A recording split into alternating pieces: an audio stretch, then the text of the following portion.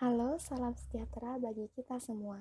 Perkenalkan, nama saya Kristiana Frista Nataliawati, dan kali ini kelompok 2 akan menjelaskan atau mempresentasikan tentang neraca pembayaran dengan rekan saya yaitu David Radika, Doni Adrian, dan Elentia Noviantika. Di presentasi kali ini ada materi yang akan dijelaskan yaitu tentang pengertian neraca pembayaran. Selanjutnya ada neraca perdagangan dan neraca pembayaran atau neraca perdagangan dan neraca kapital. Yang ketiga ada perkembangan teori neraca perdagangan. Nomor 1 ada teori klasik dari Thomas Moon dan David Hume. Nomor 2 ada teori Fleming-Mandel. Nomor 3 ada teori Keynes. Nomor 4 teori portofolio, dan nomor 5 teori moneter. Yang terakhir yaitu tentang struktur neraca pembayaran Indonesia. Selanjutnya yaitu tentang pengertian neraca pembayaran. Neraca pembayaran adalah catatan sistematis mengenai semua transaksi ekonomi antara penduduk suatu negara dengan negara-negara lain selama periode tertentu. Penduduk dalam hal ini meliputi perorangan atau individu, perusahaan, badan hukum, badan pemerintah, atau siapa saja yang tempat tinggal utamanya di negara tersebut. Transaksi ekonomi berarti pertukaran nilai barang atau jasa ekonomi atau pengalihan kekayaan penduduk suatu negara ke negara lain.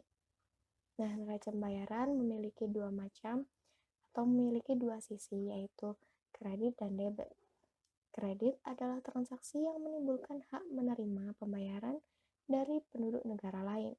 Semua transaksi kredit masuk dalam neraca pembayaran dengan tanda positif. Sedangkan debit adalah transaksi yang menimbulkan kewajiban membayar kepada penduduk negara lain. Semua transaksi debit masuk dengan tanda negatif. Selanjutnya,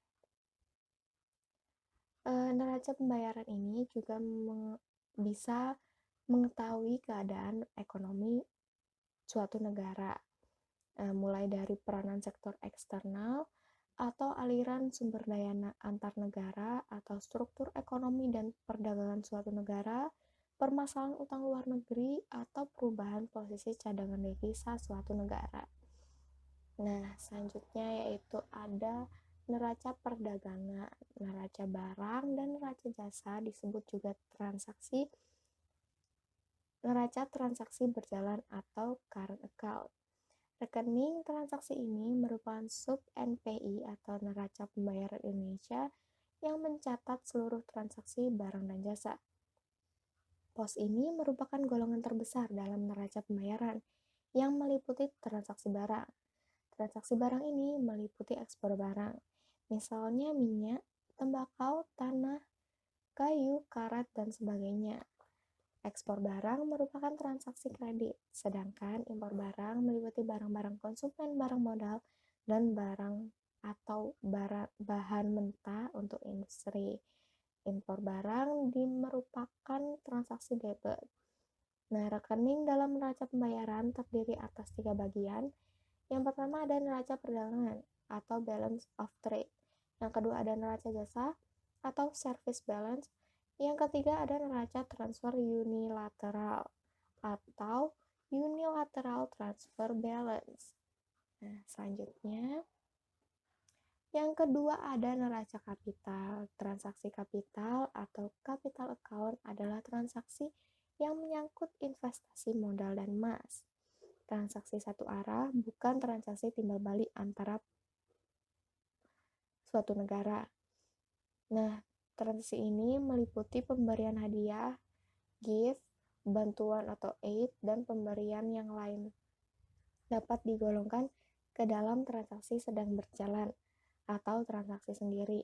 Nah, pos-pos yang tertuang di dalam neraca pembayaran antara lain ada transaksi barang, jasa-jasa, bunga modal atau dividen, hadiah atau gift, investasi jangka panjang dan investasi jangka pendek, dan yang terakhir ada perpindahan emas moneter.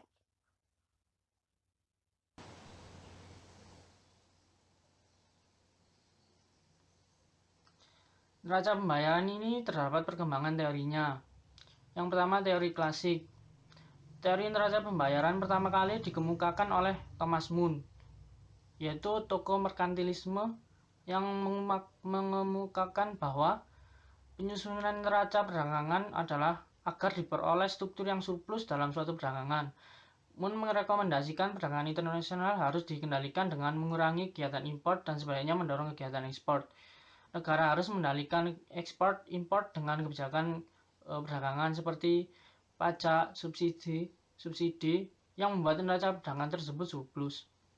Bertentangan dengan Thomas Moon, David Hume ini menunjukkan suatu mekanisme tanpa pemerintah dalam mengatur perdagangan internasional.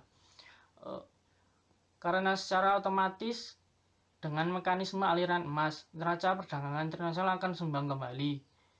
Jika suatu negara surplus neraca perdagangan, maka akan terjadi aliran emas masuk yang menyebabkan jumlah uang beredar bertambah, yang pada gilirannya akan menaikkan harga atau inflasi. Bertambah jumlah uang yang beredar mendorong permintaan terhadap barang domestik akan bertambah. Apabila persediaan barang domestik itu tidak mencukupi permintaan, maka harga barang domestik tersebut akan meningkat. Dengan meningkatnya harga barang domestik, maka orang luar negeri akan mengurangi pembelian barang dari negara tersebut.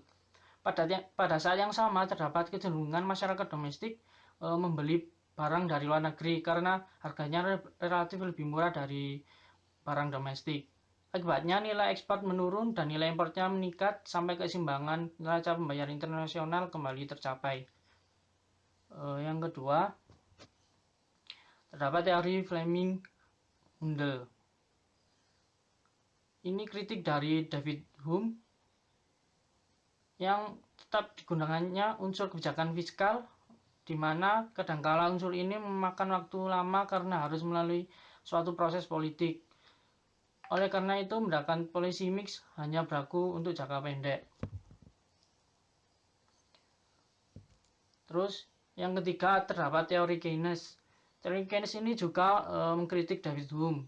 Keynes berpendapat bahwa neraca pembayaran internasional tidak secara otomatis mencapai keseimbangan, melainkan diperlukan intervensi pemerintah untuk menangani berbagai kepentingan yang tercatat melalui neraca pembayaran. Berbeda dengan asumsi klasik, Keynes justru berpendapat bahwa tingkat upah dan harga memiliki sifat yang kaku, dan negara selalu berhadapan dengan persoalan pengangguran. Keynesian ini terbagi dalam 3 pendekatan, yaitu pendekatan elastis, pendekatan absorpsi, dan pendekatan kebijakan.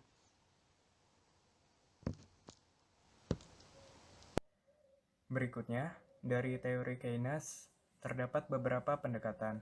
Yang pertama yaitu pendekatan elastisitas. Menurut pendekatan ini, devaluasi akan memperbaiki NPI. Menurut pendekatan elastisitas, efek kebijakan devaluasi terhadap neraca perdagangan tergantung pada 4 jenis elastis, yaitu elastisitas dalam negeri dari penawaran, elastisitas luar negeri dari permintaan ekspor, elastisitas luar negeri dari penawaran impor, dan elastisitas dalam negeri dari permintaan impor. Untuk kasus khusus, apabila diasumsikan bahwa semula neraca perdagangan adalah 0 dan skedul 2 penawaran adalah elastis, maka pengaruh devaluasi akan memperbaiki neraca perdagangan apabila kondisi elastisitas permintaan ekspor dan impor berjumlah lebih dari 1. Kondisi inilah yang dikenal dengan istilah Marshall-Lerner condition. Pendekatan yang kedua yaitu pendekatan absorpsi.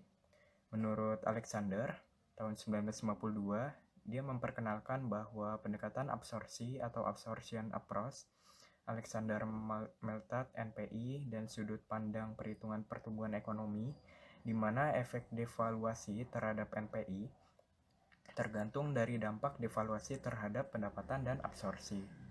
Alexander mendefinisikan pendapatan sebagai suatu nilai hasil penjumlahan dari absorpsi yang terdiri dari konsumsi, investasi, pengeluaran pemerintah, dan ekspor dikurangi impor, atau net ekspor. Devaluasi akan memperbaiki NPI apabila kenaikan output lebih besar daripada absorpsinya. Berikutnya, yang ketiga yaitu pendekatan teori kebijakan. Pendekatan kebijakan ekonomi dikemukakan oleh James Meade dan Timbergen pada tahun 1951. Mereka menggabungkan pendekatan elastisitas dan absorpsi. Menurut Nopirin, dia menuliskan bahwa teori ini merupakan kombinasi dari expenditure reducing dan expenditure switching. Expenditure reducing dapat dilakukan melalui kebijakan moneter dan fiskal yang ketat, sedangkan expenditure switching dapat dicapai melalui pengaturan langsung perdagangan dan kurs. Kedua kebijakan tersebut untuk mencapai keseimbangan internal atau full employment dan eksternal atau keseimbangan perdagangan. Kebijakan ini sangat tergantung pada kondisi awal suatu negara. Berikutnya ada teori portfolio.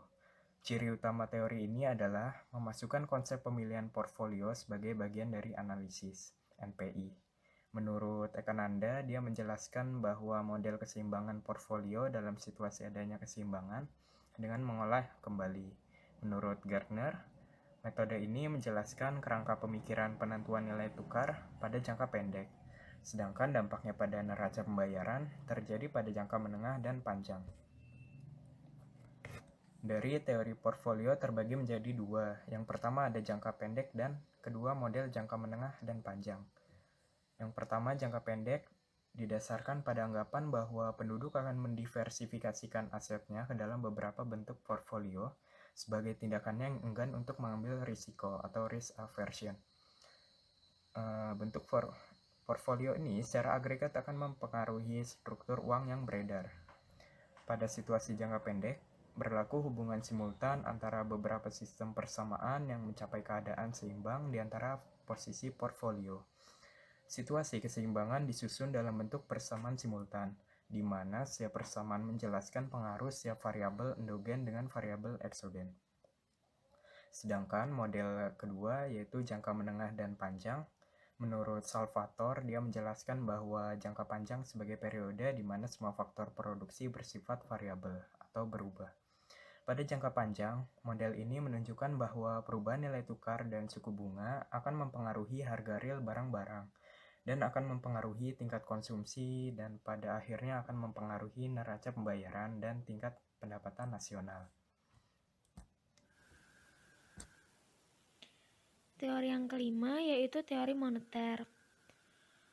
Teori moneter neraca pembayaran dikembangkan oleh Mundell dan Johnson. Karakteristik utama pendekatan ini adalah memandang neraca pembayaran internasional sebagai fenomena moneter. Di sini, neraca pembayaran internasional didefinisikan sebagai perubahan dari cadangan valuta asing suatu negara dan lebih mengutamakan pada pos atau rekening below the line yang merupakan rekening moneter atau lalu lintas jangka pendek pemerintah. Pada teori moneter, neraca pembayaran dipandang sebagai satu keseluruhan, baik transaksi berjalan maupun lalu lintas model.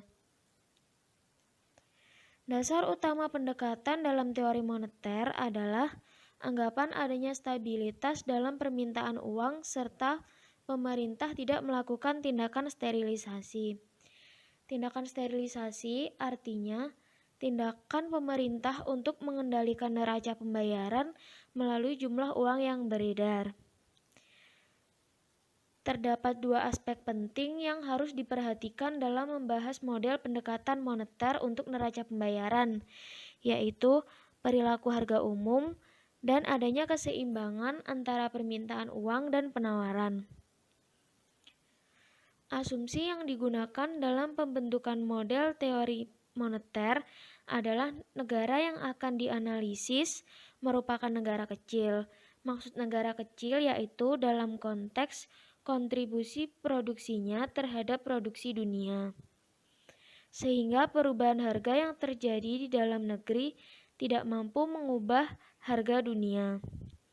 Dengan kata lain, bahwa perubahan harga dunia akan berpengaruh pada perekonomian domestik. Struktur neraca pembayaran Indonesia. Untuk kepentingan analisis, seringkali pengelompokan neraca dibagi ke dalam pos-pos yang lebih detail.